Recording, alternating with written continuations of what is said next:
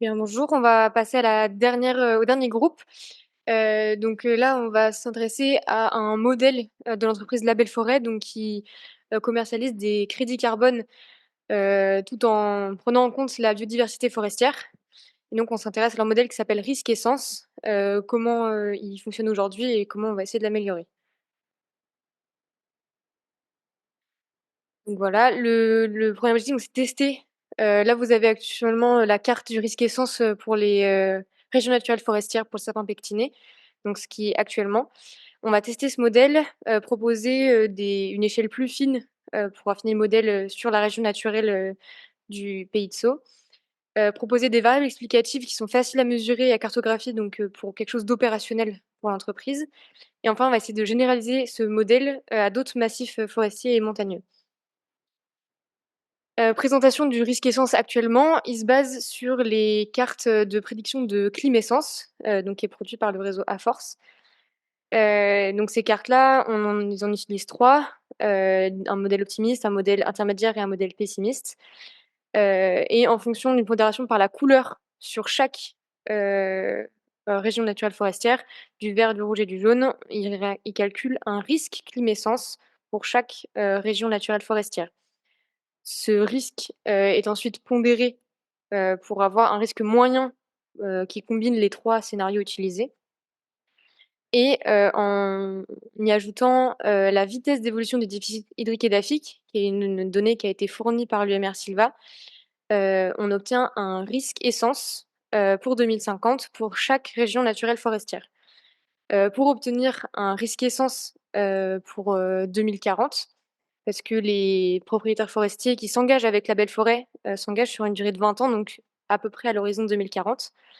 Hem et il y a une manipulation qui est faite qui est de retrancher, 40, pas 40 points de pourcentage, mais 40, de la valeur, à laquelle on arrive pour obtenir ce résultat à 2040. Pour rappel, donc ce modèle de risque essence est fondamental actuellement pour, la belle forêt parce que ça permet de prédire si oui ou non on peut parier sur les peuplements, des propriétaires pour, stocker du carbone, sur une vingtaine d'années pardon, donc d'ici 2040. Du coup, on s'est, intéressé à ce modèle et à essayer de le tester sur, des les jeux de données du terrain qu'on avait fait en road sampling, du coup avec le reste de la GMN, dans les Pyrénées. Et donc on s'est intéressé à 2 jeux de données pour tester du coup les variables, du risque essence et de nouvelles variables. Donc d'abord les jeux de les un jeu de données terrain, donc pour tout ce qui est variables de peuplement, sur les peuplements forestiers. Et ensuite un jeu de données plus large qui regroupe, des données de 4 origines, donc des données de terrain, des données, qui venaient d'un groupement forestier, qui a fait une étude de dépérissement sur la forêt de Bélestat, des données web carto également et ensuite, des données qu'on a nommées ici données MAI 500. Du coup ça c'est, 382 placettes qui ont été, créées, d'après des cartographies de sapinières de la baie des forêts de l'Igène. À des zones d'assez grande distance, des données déjà réalisées pour rééquilibrer le jeu de données, dans lequel on avait ajouté, beaucoup de données de dépérissement avec, les données, Bélesta et WebCarto.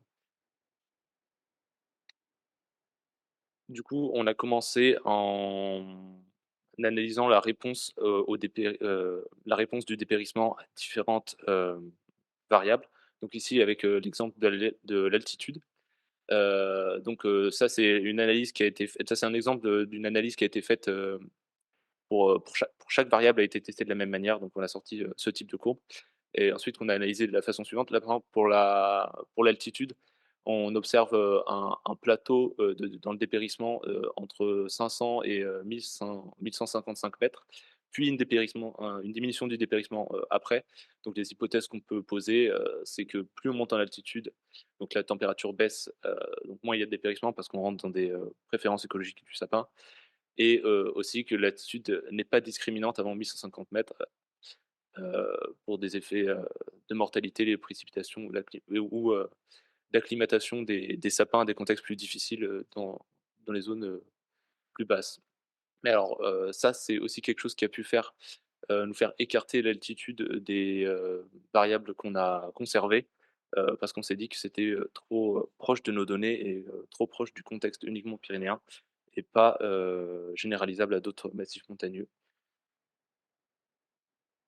Et du coup, sinon, les critères de sélection pour chaque variable, c'est les 3 suivants, donc les 3 points.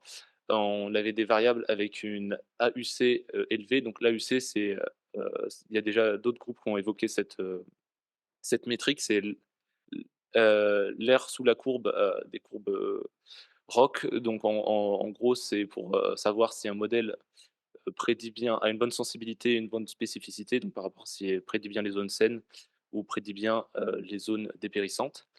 Donc on a, éliminé toutes les variables avec une AUC trop faible. Ensuite, on a essayé d'étudier les corrélations entre les variables pour pas garder des variables trop corrélées, entre elles, pour pas de surexpliquer, le même phénomène, plusieurs fois. Et aussi des variables, pratiques, donc facilement mesurables et ou cartographiables, donc qui soient mobilisables par la belle forêt pour, leur modèle de risque essence. Et donc on s'est arrêté sur, les 2 variables suivantes, la température enfin la moyenne des températures, maximales estivales sur la période 2000-2020 et la géologie. Donc la géologie découpée en 3 classes, les classes, les craie, les calcaires et les roches sédimentaires hors calcaire. Et du coup, notre modèle, il prédit bien les zones saines avec une sensibilité de 81 et il prédit moins bien les zones de dépérissement avec une spécificité de 53, ce qui veut dire que notre modèle a tendance à être pessimiste et à, exagérer les dépérissements. Alors pour la suite de cette étude, justement, on a essayé de faire 2 choses. La première chose, c'est que vous voyez ici à l'écran, c'est en fait une cartographie à partir du modèle qui a été, élaboré précédemment, donc avec les 2 valeurs, je rappelle, de température max et de géol. Donc là, vous pouvez observer une cartographie prédictive actuelle basée sur ces 2 variables. Donc, rapidement, en vert, vous avez les zones de risque, dépérissant où justement là, le risque est absent, prédit par le modèle. Donc là, normalement, on ne devrait pas avoir de dépérissement et en rouge, évidemment, où le risque est présent. Donc, 1 sur la légende ici. Et par-dessus cette carte, justement, on vous a superposé les points réels de notre jeu de données qu'on a utilisé. Donc, la symbologie est la suivante. Vous avez les ronds verts qui sont les placettes considérées comme saines et les triangles rouges qui sont les placettes considérées comme dépérissantes. Et on voit bien que la superposition des deux, justement, est plutôt cohérente pour la plupart des zones, notamment, je pense, ici au sud du massif, où on a d'ailleurs des altitudes plutôt élevées, mais on a une prédiction de dépérissement qui est faible et on observe exactement la même chose sur les données. Et contrairement ici, on voit plutôt vers, donc ici vous avez le plateau, ce qui correspond au plateau au milieu. On a des zones ici qui prédisent un dépérissement et qu'on observe en réalité.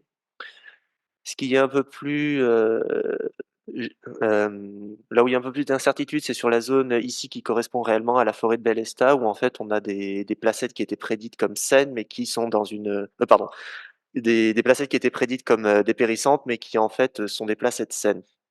Et en fait, ce qu'on observe, et c'est en relation avec ce qu'on a montré juste avant, c'est que notre modèle prédit plutôt bien les placettes saines, mais en fait a tendance à un peu surestimer les placettes dépérissantes. Donc c'est plutôt bien que ce soit dans ce sens-là plutôt que dans l'autre sens.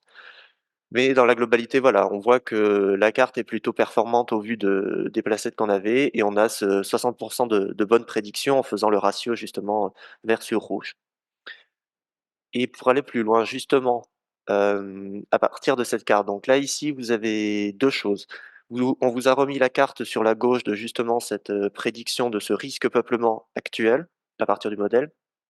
Et ce qu'on a essayé de faire, c'est justement on a poussé les analyses en se disant qu'en fait, on avait 2 variables et ces variables, en fait, l'une n'allait pas changer avec le changement climatique, enfin, n'allait pas varier avec le changement climatique, c'est-à-dire la géologie.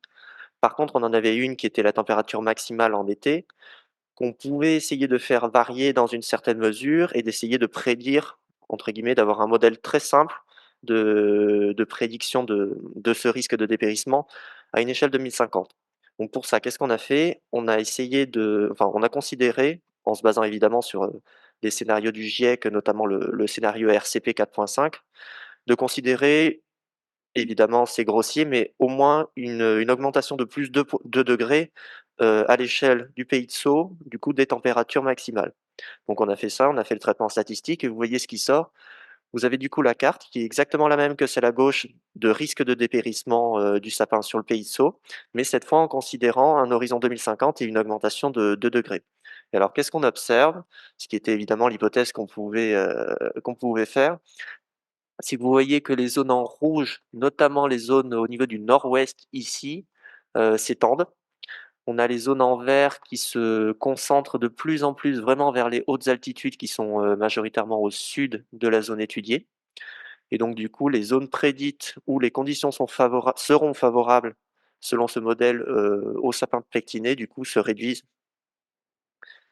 et diminuent. Donc, pour conclure sur cette partie, donc la conclusion va être divisée un peu en 2 parties, hein, vous avez, ce qu'on a fait sur les limites du modèle, du et le test du modèle risque essence et ensuite sur, le modèle qu'on a pu proposer par la suite. Concernant le modèle de risque essence, donc de la belle forêt justement, qui est un modèle, qu'on a pu tester et on a pu montrer que finalement il était peut-être un peu optimiste, même si évidemment il est pertinent et on parlera du fait qu'on peut le mélanger, mais finalement, on a pu montrer que ce modèle, voilà, est un peu optimiste et présente certaines limites aussi. Donc et parmi ces limites, on a notamment, on préconise l'augmentation de la précision du modèle, qui est peut-être, le fait de travailler à l'échelle de la région naturelle, forestière, pardon, n'est peut-être pas pertinent et donc voilà, ce qu'on préconise en tout cas et ce qui ressort de notre analyse, c'est que, travailler à une échelle plus fine et semble pertinent. Donc on l'a montré avec, le pays de Sceaux, mais peut-être qu'évidemment, l'objectif de la belle forêt est de travailler à l'échelle nationale.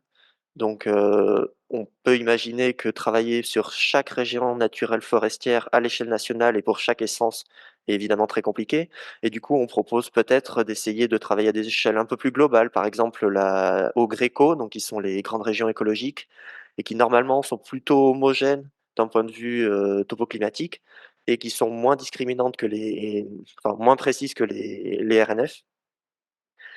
Et ensuite, donc ici, on met également, à tester en dehors du pays de Sceaux. Donc là, il y a juste à nuancer, évidemment, on n'a pas eu trop le temps d'en parler, mais un autre but de cette étude a été également, on a testé très rapidement le modèle établi, sur le pays de Sceaux, sur un autre jeu de données qui était dans les Vosges, qui est d'ailleurs, donc les Vosges, on s'est dit que c'était quasiment les conditions topoclimatiques les plus éloignées de ce qu'on pouvait trouver dans le pays de Sceaux, parce qu'on est au nord et on a des effets, notamment géologiques qui sont très différents. On a très peu de calcaire, par exemple et on a montré que le jeu de données et notre modèle étaient, en fait, pas très très bons. Enfin, il n'était pas bien transposable, à l'échelle du pays des Vosges et c'est pour ça qu'en fait, on préconise que le modèle des modèles qui sont calibrés à l'échelle locale, finalement, sont peut-être pas pertinents pour être développés sur d'autres massifs. Donc voilà, c'est des démarches à approfondir. Nous, on a lancé les idées, mais évidemment, ça reste à approuver et à approfondir. Et évidemment, donc la dernière chose, c'est qu'on a une démarche qui est basée, entre autres, sur des données de terrain et ça, par contre, on a prouvé que c'était vraiment important et du coup, qui sera utile pour la suite, évidemment, pour calibrer les futurs modèles, pour avoir une meilleure prédiction, c'est d'avoir des données de terrain et le plus possible, pour la suite. Voilà, si vous avez des questions? Vous m'entendez? Oui, oui, oui, on vous entend. Oui. Donc, Sabine Barretz, donc de la Belle Forêt. Euh, Vous avez, je crois que tu as parlé des données IGN. Je sais qu'on en avait parlé quand on a échangé. Est-ce que vous pensez qu'en utilisant les données IGN qui, à mon avis, reprennent des données géologiques, mais je me souviens plus exactement de toutes les données qu'il y a dans l'IGN, on pourrait imaginer avoir un modèle au moins à l'échelle des zones montagneuses françaises, parce que comme on en avait parlé, le sapin pectiné, on l'envisage pas du tout, bien sûr, en plaine, en dehors de son contexte stationnel et climatique pertinent. Est-ce qu'en utilisant des données IGN, puisqu'on a quand même une base de données hyper conséquente, on pourrait imaginer faire évoluer ce modèle qui d'ailleurs a l'air vachement intéressant pour améliorer notre prise en compte du risque essence? C'est une bonne idée. Effectivement, les zones montagneuses, ça va être la zone, où il faut tester le plus, enfin, il faut, améliorer le plus, l'échelle parce que c'est des zones très hétérogènes. Et le problème de l'hygiène, qu'on n'a pas eu le temps de creuser nous, là sur cette dernière semaine, c'est que les données sont souvent floutées, d'un point de vue, enfin au niveau de l'emplacement exact, les données GPS sont floutées et donc pour faire de la prédiction, assez précise, potentiellement à l'échelle kilométrique, c'est pas forcément les meilleures données. Il y a une base de données très importante, mais si, d'un point de vue, station GPS, ça fonctionne pas, il y a peu de chances que le modèle prédise bien, l'emplacement des dépérissements. Ouais, je comprends. Et alors là, je pose vraiment une question, j'en ai aucune idée, il y a certainement d'autres personnes qui peuvent y répondre si vous n'avez pas la réponse. Il y a des relevés de dépérissement dans les placettes IGN?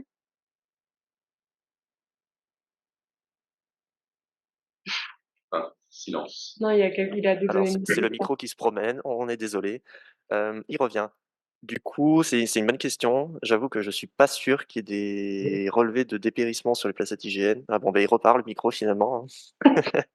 Ouais, si je peux répondre à cette question, Mathis Debré, effectivement, on a instauré donc il y a plusieurs données hein, qu'on a demandé à l'hygiène de prendre. La première qu'on a demandé à prendre, c'est la mortalité de branche, hein, qui est déjà une donnée de dépérissement en soi. Et la deuxième donnée, c'est la notation dépéris hein, sur les arbres dominants, écodominants, qui est pris depuis 2020, je pense. Voilà. Oui, alors pour compléter, par rapport à ta question Sabine, c'est Christian. Donc les données hygiène, ce serait faisable. Donc effectivement, les coordonnées sont floutées, vous avez tout à fait raison. Bon, on peut, passer outre ce système en faisant, faire des croisements, par l'hygiène. Donc c'est possible et ça permettrait effectivement de caler des modèles sur de larges emprises avec une limite quand même, que vous avez en partie dépassée avec votre jeu de données, c'est que l'événement, peuplement dépérissant est quand même relativement rare dans les données d'hygiène parce qu'il faut tomber au bon endroit au bon moment et ça arrive pas si souvent que ça. Donc la limite pour moi, elle est plus là qu'un problème de données présentes dans le jeu. Ok, merci. J'en profite tant que j'ai le micro pour poser une petite question. Donc vous avez comparé votre modèle, avec enfin votre risque essence, amélioré par rapport à celui qui était initialement calculé. Alors il était à l'échelle de la région, mais il prenait en compte un certain nombre de variables que vous avez pu utiliser de façon par pixel, hein. Heu, Est-ce qu'il y a une grosse différence? Est-ce que ça améliore beaucoup? C'est-à-dire que si on prend climessence par pixel ou et le déficit d'évaporation par pixel, est-ce que vous, ce que vous avez fait, c'est bien mieux ou pas? C'est quoi l'écart? Le risque essence dans sa façon, d'être calculé, il peut pas être, calculé par, pixels parce que du coup ça prend des moyennes, à l'échelle de toute une région naturelle. Mais on a quand même, et du coup, il me semble qu'à échéance 2040, il était de 36. Heu, donc par rapport à nos données de terrain sur le road sampling, on avait 40 de placettes dépérissantes. Donc légèrement optimiste, mais quand même, relativement proche. Et sachant qu'il est, du coup à 2000 il était 36 à 2040, sachant qu'à l'heure actuelle, on est déjà à 40. Donc il est un peu en retard par rapport à cette prédiction du dépérissement. Et notre modèle, oui, est monté, attends, oui, voilà, j'ai plus je suis désolé, j'ai plus la au moins 60. Je suis désolé, on n'arrive plus à se coordonner sur la valeur exacte qu'on avait sortie. Mais oui, on était à au moins 60. Donc nous, on surprédisait beaucoup à l'inverse, pour, 2040. Mais on s'était dit qu'il valait peut-être mieux un modèle, pessimiste au vu des enjeux, au vu des enjeux financiers, carbone, tout ça, avec lesquels traite, la belle forêt. Et juste, aussi pour revenir sur, pour le risque essence et ensuite ce qu'on a fait, c'est qu'on a essayé dans notre modèle, de réintégrer, les va des variables, mais cette fois donc comme l'a dit Thibaut, on ne pouvait pas faire le risque essence puisqu'il est calculé, d'une manière pas avec, à l'échelle de la de la RNF, pardon. Et ce qu'on a fait, c'est qu'on a essayé on a pris les rasters, Clim-Essence et d'évolution du déficit hydrique et en fait, on les a travaillés au niveau du pixel, donc pour essayer d'avoir, une échelle plus fine à l'échelle du pays de Sceaux et même ça justement, beh, là, ça revient sur la partie où on vous a expliqué comment on avait discriminé, et choisi les différentes variables et en fait, il est ressorti que ces 2 variables n'étaient n'avaient pas un AUC performant et que d'autres variables, notamment les 2 qui ont été intégrées dans le modèle, avaient un AUC bien plus performant que que le ClimEssence et les VODH, en tout cas pour le pays de Sceaux et sur ce jeu de données. Donc désolée pour les personnes qui ont encore des questions à poser, il va falloir qu'on passe à la suite. N'hésitez pas à écrire vos questions dans le chat. Il y a notamment une remarque pour Christian. Oui, qui est que, d'après les données IGN, il y a 1 million de forêts dépérissantes en 2022, ce qui ne peut pas être qualifié de rare. Dans les questions-réponses. Tu veux que je la relise? Christian: «D'après les données IGN, il y a 1 million de forêts dépérissantes en 2022, ce qui ne peut pas être qualifié de rare». Si on regarde le nombre de placettes, avec des forts taux de dépérissement à l'échelle du territoire, si on prend les quelques dernières années, par exemple les 4-5 dernières années, pour le sapin, je crois qu'il y en a une où on doit être à 100 de dépérissement et les placettes pour lesquelles on a un taux de dépérissement important, il y en a quelques dizaines, hein, sur des alors bon, les surfaces couvertes par le sapin sont marginales au regard du territoire français, mais même si on prend, il y a 6-7 000 placettes par an, si on considère qu'il y a 20 de la surface du territoire qui est en sapin, ça ferait 1 200 placettes par an. Si on cumule ça sur 5 ans, voilà, sur 5-6 000 placettes, on a quelques dizaines de placettes avec des forts taux de dépérissement dans les bases de données existantes.